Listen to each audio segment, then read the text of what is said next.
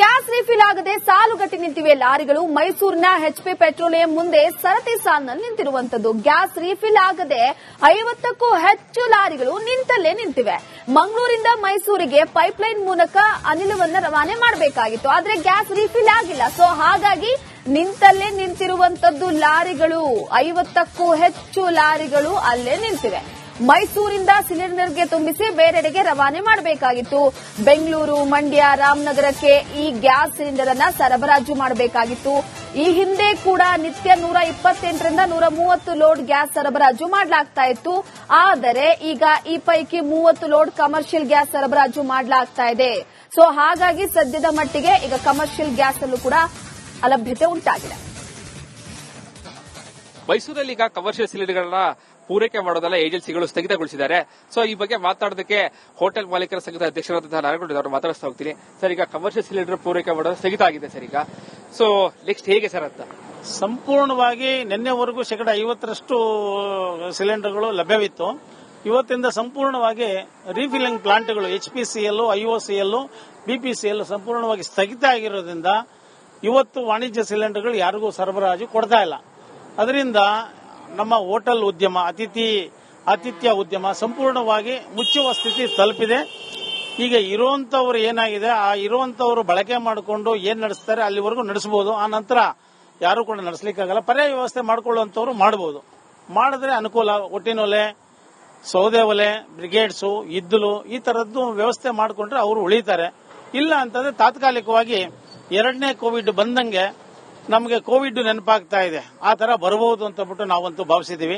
ಸಂಪೂರ್ಣವಾಗಿ ಸ್ಥಗಿತ ಆದರೆ ಸಾರ್ವಜನಿಕರಿಗೆ ಇದನ್ನ ಹೋಟ್ಲಲ್ಲೇ ಜೀವನ ಮಾಡಿಕೊಂಡು, ಹೋಟ್ಲಲ್ಲೇ ಊಟ ತಿಂಡಿ ಉಪಟೋಪಚಾರ ಮಾಡಿಕೊಂಡು ಎಲ್ಲೋ PGಗಳಲ್ಲಿ ಮಲಗಿದ್ದಂತವ್ರಿಗೆ ತುಂಬಾ ಸಮಸ್ಯೆ ಆಗುತ್ತೆ. ಸರ್ಕಾರ ಈ ನಿಟ್ಟಿನಲ್ಲಿ ಕೇಂದ್ರ ಸರ್ಕಾರ ಬಹಳ ಸೀರಿಯಸ್ ಆಗಿ ಈ ವಿಷಯನ ಇತ್ಯರ್ಥ ಪಡಿಸಬೇಕು ಅಂತ ಹೇಳ್ಬಿಟ್ಟು ಅದು ಯಾವ ಹಂತಕ್ಕಾದ್ರೂ ಹೋಗ್ಲಿ ಸಾರ್ವಜನಿಕರಿಗೆ ತೊಂದರೆ ಆಗದಿದ್ದ ರೀತಿಯಲ್ಲಿ ಬಗೆಹರಿಸಿದ್ರೆ ಸುಲಭ ಅಂತ ನಾವಂತೂ ಕೇಂದ್ರ ಸರ್ಕಾರವನ್ನು ಒತ್ತಾಯಿಸ್ತಾ ಇದ್ದೀವಿ. ಸರ್, ಮೈಸೂರಿನಲ್ಲಿ ಒಟ್ಟು ಎಷ್ಟು ಹೋಟೆಲ್ಗಳಿವೆ ಸರ್? ಮಧ್ಯಮ ವರ್ಗದ ಹೋಟೆಲ್ ಇರ್ಬೋದು, ಐಷಾರಾಮಿ ಹೋಟೆಲ್ಗಳಿರ್ಬೋದು, ಎಷ್ಟು ಹೋಟೆಲ್ಸ್ಗಳಿವೆ ಸರ್? ಈಗ ಐಷಾರಾಮಿ ಹೋಟೆಲ್ಗಳು, ಮಧ್ಯಮ ವರ್ಗ, ಆಮೇಲೆ ಸಣ್ಣ ಪುಟ್ಟ ವರ್ಗ, ಫಾಸ್ಟ್ ಫುಡ್, ಟಿಫಾನೀಸು ಎಲ್ಲವೂ, ಕೆಫೆ, ಕಾಫಿ ಡೇ, ಟೀ ಎಲ್ಲವೂ ಸೇರಿಸಿ 1500ಕ್ಕಿಂತ ಜಾಸ್ತಿ ಇದಾವೆ. ಅವು ಎಲ್ಲರೂ 90% ನಮ್ಮ ಗ್ಯಾಸ್ ಸಿಲಿಂಡರ್ನ, ಕಮರ್ಷಿಯಲ್ ಗ್ಯಾಸ್ ಸಿಲಿಂಡರ್ನ ಅವಲಂಬಿಸಿದ್ದಾರೆ. ಇನ್ನು ಕೆಲವರು ವಿದ್ಯುತ್ ಇಂಡೆಕ್ಸ್ ಸ್ಟವ್ಗಳಲ್ಲಿ ಅಳವಡಿಸಿರುವಂತವರು, ಸೌದೆಯಲ್ಲಿ ಮಾಡ್ಕೊಳ್ಳುವಂತವರು ಎಲ್ಲೋ ಕೆಲವರು 10% ಉಳಿಬಹುದು ಈ ಉದ್ಯಮಗಳಲ್ಲಿ ಅಂತ ಹೇಳ್ಬಿಟ್ಟು ನಾವು ತಿಳ್ಕೊಂಡಿದ್ವಿ. ಸರ್, ಯುದ್ಧ ನೋಡ್ತಾ ನಿಲ್ಲುವಂತಹ ಲಕ್ಷಣ ಕಾಣ್ತಾ ಇಲ್ಲ ಸರ್ ಇಸ್ರೇಲ್ ಮತ್ತು ಇರಾನ್ ನಡುವೆ. ಯುದ್ಧ ಇದೇ ರೀತಿ ಮುಂದುವರೆದ್ರೆ ಪೂರೈಕೆ ಮಾಡೋದು ಬಹಳ ಕಷ್ಟ ಆಗುತ್ತೆ ಸರ್. ಸೊ ಪರ್ಯಾಯ ವ್ಯವಸ್ಥೆಗಳೆಲ್ಲ ಮಾಡ್ಕೊಳ್ಳೋದಕ್ಕೆ ವ್ಯವಸ್ಥೆಗಳಾಗ್ತಾ ಇದೆ ಹೇಗೆ ಅಂತ ಸರ್? ಪರ್ಯಾಯ ವ್ಯವಸ್ಥೆ ಮಾಡಿಕೊಳ್ಳಲೇಬೇಕು. ವ್ಯಾಪಾರದಲ್ಲಿ ಇದೆಲ್ಲ ನಾವು ಸರ್ವೈವ್ ಆಗಬೇಕು ಅಂತಂದ್ರೆ ಪರ್ಯಾಯ ವ್ಯವಸ್ಥೆ ಮಾಡಿಕೊಳ್ಳಲೇಬೇಕು. ಮಾಡಿಕೊಳ್ಳಿಲ್ಲ ಅಂದ್ರೆ ಈ ಉದ್ಯಮ ಸಂಪೂರ್ಣವಾಗಿ ಮುಚ್ಚಬೇಕಾಗತ್ತೆ. ಮುಚ್ಚಿ ನೀವು ಬೇರೆ ವ್ಯವಸ್ಥೆ ಮಾಡಿಕೊಂಡು ಖಾಲಿ ಇರೋ ಬದಲು ಪರ್ಯಾಯ ವ್ಯವಸ್ಥೆ ಮಾಡ್ಕೊಂಡು ಮಾಡೋದ್ರಲ್ಲಿ ಯಾವತ್ತೂ ಯುದ್ಧ ಮುಗಿಯುತ್ತೆ ಅಂತ ಗೊತ್ತಿಲ್ಲ. ಯುದ್ಧ ಮುಗಿದ್ರೆ ಒಳ್ಳೆಯದು. ಆದಷ್ಟು ಬೇಗ ಯುದ್ಧ ಮುಗಿಲಿ ಅಂತ ಭಗವಂತನಲ್ಲಿ ನಾವು ಪ್ರಾರ್ಥನೆ ಮಾಡುವಂತ ಕೆಲಸ ಮಾಡ್ತೀವಿ. ಹೋಟೆಲ್ ಮಾಲೀಕರ ಸಂಘದ ಅಧ್ಯಕ್ಷರಾದ ನಾರಾಯಣಗೌಡ ಮಾತುಗಳು ಬಹಳ ಪ್ರಮುಖವಾಗಿ. ಈಗ ಗ್ಯಾಸ್ ಪೂರೈಕೆ ಸ್ಥಗಿತ ಆಗಿದೆ. ಸೊ ಹೀಗಾಗಿ ಇದು ಹೀಗೆ ಮುಂದುವರೆದ್ರೆ 40 ವರ್ಷಗಳ ಹಿಂದೆ ಇದ್ದಂತಹ ಸ್ಥಿತಿಗೆ ನಾವು ಹೋಗಬೇಕಾಗುತ್ತೆ. ಬಹಳ ಪ್ರಮುಖವಾಗಿ ಸೌದೆ ಒಲೆ ಇರಬಹುದು, ಒಟ್ಟಿನ ಒಲೆ ಇರಬಹುದು, ಅದರ ಮೂಲಕವಾಗಿ ನಾವು ಪದಾರ್ಥವನ್ನ ತಯಾರು ಮಾಡೋಕೆ ಮುಂದಾಗಬೇಕಾಗುತ್ತೆ. ಇದು ಕೂಡ ಹೇಳಿದಷ್ಟು ಸುಲಭ ಅಲ್ಲ. ಸೊ ಹೀಗಾಗಿ ಆದಷ್ಟು ಬೇಗ ಈ ಸಮಸ್ಯೆ ಬಗೆಹರಿಯುವಂತದ್ದು ಅವರ ವಿಶ್ವಾಸದ ಮಾತುಗಳಾಗಿದೆ. ಕ್ಯಾಮರಾ ಪರ್ಸನ್ ಸಚಿನ್ ಜೊತೆಗೆ ವಿನೋದ್ ಪುಡವಾರಳ್ಳಿ, ರಿಪಬ್ಲಿಕ್ ಕನ್ನಡ, ಮೈಸೂರು. ಇನ್ನು ಗ್ಯಾಸ್ ರೀಫಿಲ್ ಆಗದೆ ಸಾಲುಗಟ್ಟಿ ನಿಂತಿವೆ ಲಾರಿಗಳು. ಮೈಸೂರಿನ ಎಚ್ಪಿ ಪೆಟ್ರೋಲಿಯಂ ಮುಂದೆ ಸರತಿ ಸಾಲಿನಲ್ಲಿ ನಿಂತಿರುವಂತದ್ದು. ಗ್ಯಾಸ್ ರೀಫಿಲ್ ಆಗದೆ 50ಕ್ಕೂ ಹೆಚ್ಚು ಲಾರಿಗಳು ನಿಂತಲ್ಲೇ ನಿಂತಿವೆ. ಮಂಗಳೂರಿಂದ ಮೈಸೂರಿಗೆ ಪೈಪ್ಲೈನ್ ಮೂಲಕ ಅನಿಲವನ್ನ ರವಾನೆ ಮಾಡಬೇಕಾಗಿತ್ತು, ಆದ್ರೆ ಗ್ಯಾಸ್ ರೀಫಿಲ್ ಆಗಿಲ್ಲ. ಸೊ ಹಾಗಾಗಿ ನಿಂತಲ್ಲೇ ನಿಂತಿರುವಂತದ್ದು ಲಾರಿಗಳು. 50ಕ್ಕೂ ಹೆಚ್ಚು ಲಾರಿಗಳು ಅಲ್ಲೇ ನಿಂತಿವೆ. ಮೈಸೂರಿಂದ ಸಿಲಿಂಡರ್ಗೆ ತುಂಬಿಸಿ ಬೇರೆಡೆಗೆ ರವಾನೆ ಮಾಡಬೇಕಾಗಿತ್ತು. ಬೆಂಗಳೂರು, ಮಂಡ್ಯ, ರಾಮನಗರಕ್ಕೆ ಈ ಗ್ಯಾಸ್ ಸಿಲಿಂಡರ್ ಅನ್ನ ಸರಬರಾಜು ಮಾಡಬೇಕಾಗಿತ್ತು. ಈ ಹಿಂದೆ ಕೂಡ ನಿತ್ಯ 128ರಿಂದ 130 ಲೋಡ್ ಗ್ಯಾಸ್ ಸರಬರಾಜು ಮಾಡಲಾಗ್ತಾ ಇತ್ತು. ಆದರೆ ಈಗ ಈ ಪೈಕಿ 30 ಲೋಡ್ ಕಮರ್ಷಿಯಲ್ ಗ್ಯಾಸ್ ಸರಬರಾಜು ಮಾಡಲಾಗ್ತಾ ಇದೆ. ಸೊ ಹಾಗಾಗಿ ಸದ್ಯದ ಮಟ್ಟಿಗೆ ಈಗ ಕಮರ್ಷಿಯಲ್ ಗ್ಯಾಸ್ ಅಲ್ಲೂ ಕೂಡ ಅಲಭ್ಯತೆ ಉಂಟಾಗಿದೆ. ಮೈಸೂರಲ್ಲಿ ಈಗ ಕಮರ್ಷಿಯಲ್ ಸಿಲಿಂಡರ್ಗಳನ್ನ ಪೂರೈಕೆ ಮಾಡೋದಲ್ಲ ಏಜೆನ್ಸಿಗಳು ಸ್ಥಗಿತಗೊಳಿಸಿದ್ದಾರೆ. ಸೊ ಈ ಬಗ್ಗೆ ಮಾತಾಡೋದಕ್ಕೆ ಹೋಟೆಲ್ ಮಾಲೀಕರ ಸಂಘದ ಅಧ್ಯಕ್ಷರಾದಂತಹ ನಾರಾಯಣಗೌಡ ಅವರು ಮಾತಾಡಿಸ್ತಾ ಹೋಗ್ತೀನಿ. ಸರ್, ಈಗ ಕಮರ್ಷಿಯಲ್ ಸಿಲಿಂಡರ್ ಪೂರೈಕೆ ಮಾಡೋದು ಸ್ಥಗಿತ ಆಗಿದೆ ಸರ್. ಈಗ ಸೊ ನೆಕ್ಸ್ಟ್ ಹೇಗೆ ಸರ್ ಅಂತ? ಸಂಪೂರ್ಣವಾಗಿ ನಿನ್ನೆವರೆಗೂ 50% ಸಿಲಿಂಡರ್ಗಳು ಲಭ್ಯವಿತ್ತು.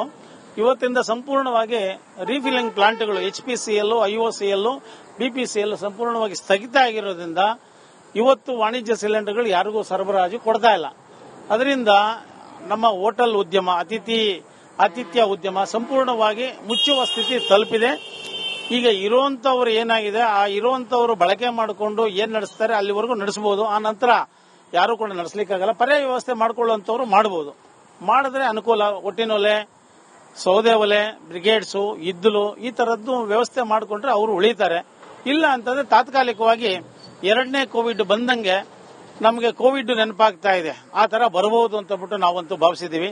ಸಂಪೂರ್ಣವಾಗಿ ಸ್ಥಗಿತ ಆದರೆ ಸಾರ್ವಜನಿಕರಿಗೆ ಇದನ್ನ ಹೋಟ್ಲಲ್ಲೇ ಜೀವನ ಮಾಡಿಕೊಂಡು, ಹೋಟ್ಲಲ್ಲೇ ಊಟ ತಿಂಡಿ ಊಟೋಪಚಾರ ಮಾಡಿಕೊಂಡು ಎಲ್ಲೋ PGಗಳಲ್ಲಿ ಮಲಗಿದ್ದಂತವ್ರಿಗೆ ತುಂಬಾ ಸಮಸ್ಯೆ ಆಗುತ್ತೆ. ಸರ್ಕಾರ ಈ ನಿಟ್ಟಿನಲ್ಲಿ ಕೇಂದ್ರ ಸರ್ಕಾರ ಬಹಳ ಸೀರಿಯಸ್ ಆಗಿ ಈ ಇಶ್ಯೂನ ಇತ್ಯರ್ಥ ಪಡಿಸಬೇಕು ಅಂತ ಹೇಳ್ಬಿಟ್ಟು ಅದು ಯಾವ ಹಂತಕ್ಕಾದ್ರೂ ಹೋಗ್ಲಿ ಸಾರ್ವಜನಿಕರಿಗೆ ತೊಂದರೆ ಆಗದಿದ್ದ ರೀತಿಯಲ್ಲಿ ಬಗೆಹರಿಸಿದ್ರೆ ಸುಲಭ ಅಂತ ನಾವಂತೂ ಕೇಂದ್ರ ಸರ್ಕಾರವನ್ನು ಒತ್ತಾಯಿಸ್ತಾ ಇದ್ದೀವಿ. ಸರ್, ಮೈಸೂರಿನಲ್ಲಿ ಒಟ್ಟು ಎಷ್ಟು ಹೋಟೆಲ್ಗಳಿದೆ? ಮಧ್ಯಮ ವರ್ಗದ ಹೋಟೆಲ್ ಇರ್ಬೋದು, ಐಷಾರಾಮಿ ಹೋಟೆಲ್ಗಳಿರ್ಬೋದು, ಎಷ್ಟು ಹೋಟೆಲ್ಸ್ಗಳಿದೆ ಸರ್ ಈಗ? ಐಷಾರಾಮಿ ಹೋಟ್ಲುಗಳು, ಮಧ್ಯಮ ವರ್ಗ, ಆಮೇಲೆ ಸಣ್ಣ ಪುಟ್ಟ ವರ್ಗ, ಫಾಸ್ಟ್ ಫುಡ್, ಟಿಫಾನೀಸು ಎಲ್ಲವೂ, ಕೆಫೆ, ಕಾಫಿ ಡೇ, ಟೀ ಎಲ್ಲವೂ ಸೇರಿಸಿ 1,500ಕ್ಕಿಂತ ಜಾಸ್ತಿ ಇದಾವೆ. ಅವೆಲ್ಲರೂ 90% ನಮ್ಮ ಗ್ಯಾಸ್ ಸಿಲಿಂಡರ್ನ, ಕಮರ್ಷಿಯಲ್ ಗ್ಯಾಸ್ ಸಿಲಿಂಡರ್ನ ಅವಲಂಬಿಸಿದ್ದಾರೆ.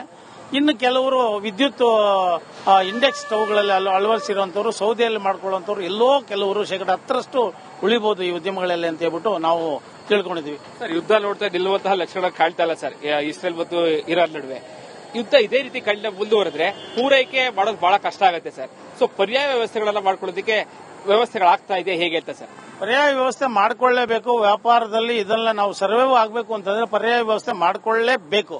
ಮಾಡಿಕೊಳ್ಳಿಲ್ಲ ಅಂದ್ರೆ ಈ ಉದ್ಯಮ ಸಂಪೂರ್ಣವಾಗಿ ಮುಚ್ಚಬೇಕಾಗತ್ತೆ.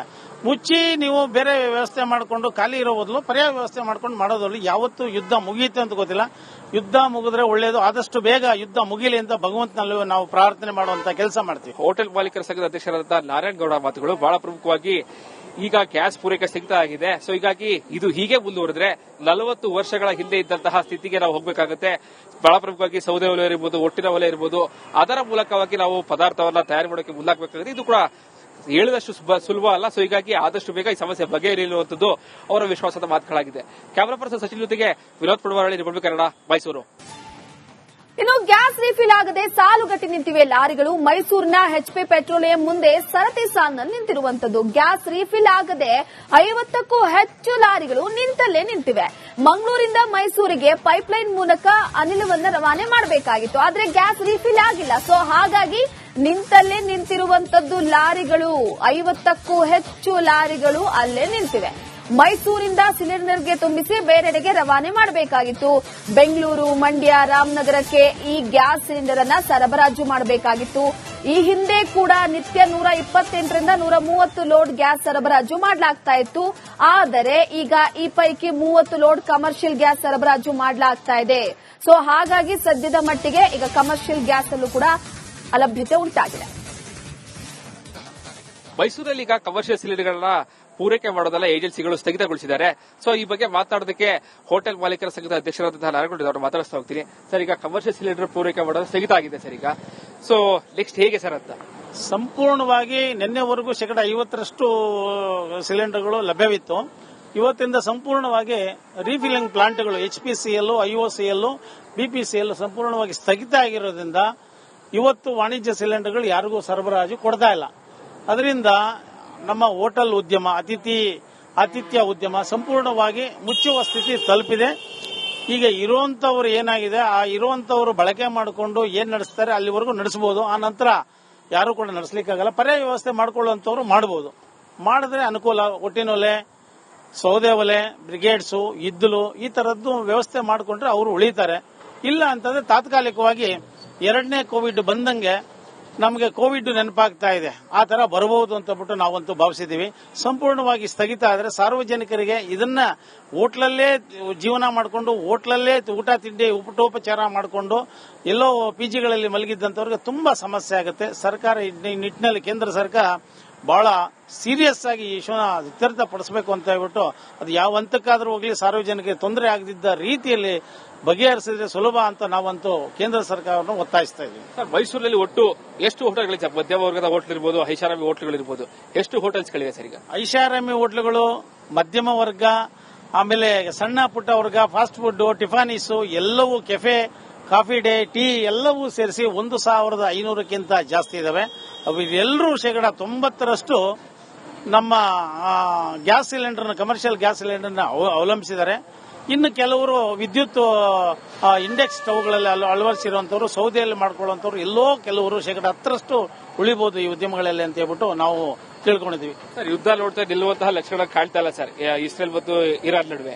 ಯುದ್ಧ ಇದೇ ರೀತಿ ಮುಂದುವರೆದ್ರೆ ಪೂರೈಕೆ ಮಾಡೋದು ಬಹಳ ಕಷ್ಟ ಆಗುತ್ತೆ ಸರ್. ಸೊ ಪರ್ಯಾಯ ವ್ಯವಸ್ಥೆಗಳನ್ನ ಮಾಡ್ಕೊಳ್ಳೋದಕ್ಕೆ ವ್ಯವಸ್ಥೆಗಳಾಗ್ತಾ ಇದೆ ಹೇಗೆ ಅಂತ ಸರ್? ಪರ್ಯಾಯ ವ್ಯವಸ್ಥೆ ಮಾಡಿಕೊಳ್ಳಲೇಬೇಕು. ವ್ಯಾಪಾರದಲ್ಲಿ ಇದೆಲ್ಲ ನಾವು ಸರ್ವೈವ್ ಆಗಬೇಕು ಅಂತಂದ್ರೆ ಪರ್ಯಾಯ ವ್ಯವಸ್ಥೆ ಮಾಡಿಕೊಳ್ಳಲೇಬೇಕು. ಮಾಡಿಕೊಳ್ಳಿಲ್ಲ ಅಂದ್ರೆ ಈ ಉದ್ಯಮ ಸಂಪೂರ್ಣವಾಗಿ ಮುಚ್ಚಬೇಕಾಗತ್ತೆ. ಮುಚ್ಚಿ ನೀವು ಬೇರೆ ವ್ಯವಸ್ಥೆ ಮಾಡಿಕೊಂಡು ಖಾಲಿ ಇರೋ ಬದಲು ಪರ್ಯಾಯ ವ್ಯವಸ್ಥೆ ಮಾಡ್ಕೊಂಡು ಮಾಡೋದ್ರಲ್ಲಿ ಯಾವತ್ತೂ ಯುದ್ಧ ಮುಗಿಯುತ್ತೆ ಅಂತ ಗೊತ್ತಿಲ್ಲ. ಯುದ್ಧ ಮುಗಿದ್ರೆ ಒಳ್ಳೆಯದು. ಆದಷ್ಟು ಬೇಗ ಯುದ್ಧ ಮುಗಿಲಿ ಅಂತ ಭಗವಂತನಲ್ಲಿ ನಾವು ಪ್ರಾರ್ಥನೆ ಮಾಡುವಂತ ಕೆಲಸ ಮಾಡ್ತೀವಿ. ಹೋಟೆಲ್ ಮಾಲೀಕರ ಸಂಘದ ಅಧ್ಯಕ್ಷರಾದ ನಾರಾಯಣಗೌಡ ಮಾತುಗಳು ಬಹಳ ಪ್ರಮುಖವಾಗಿ. ಈಗ ಗ್ಯಾಸ್ ಪೂರೈಕೆ ಸ್ಥಗಿತ ಆಗಿದೆ. ಸೊ ಹೀಗಾಗಿ ಇದು ಹೀಗೆ ಮುಂದುವರೆದ್ರೆ 40 ವರ್ಷಗಳ ಹಿಂದೆ ಇದ್ದಂತಹ ಸ್ಥಿತಿಗೆ ನಾವು ಹೋಗಬೇಕಾಗುತ್ತೆ. ಬಹಳ ಪ್ರಮುಖವಾಗಿ ಸೌದೆ ಒಲೆ ಇರಬಹುದು, ಒಟ್ಟಿನ ಒಲೆ ಇರಬಹುದು, ಅದರ ಮೂಲಕವಾಗಿ ನಾವು ಪದಾರ್ಥವನ್ನ ತಯಾರು ಮಾಡೋಕೆ ಮುಂದಾಗಬೇಕಾಗುತ್ತೆ. ಇದು ಕೂಡ ಹೇಳಿದಷ್ಟು ಸುಲಭ ಅಲ್ಲ. ಸೊ ಹೀಗಾಗಿ ಆದಷ್ಟು ಬೇಗ ಈ ಸಮಸ್ಯೆ ಬಗೆಹರಿಯುವಂತದ್ದು ಅವರ ವಿಶ್ವಾಸದ ಮಾತುಗಳಾಗಿದೆ. ಕ್ಯಾಮರಾ ಪರ್ಸನ್ ಸಚಿನ್ ಜೊತೆಗೆ ವಿನೋದ್ ಪುಡವರಳ್ಳಿ, ರಿಪಬ್ಲಿಕ್ ಕನ್ನಡ, ಮೈಸೂರು.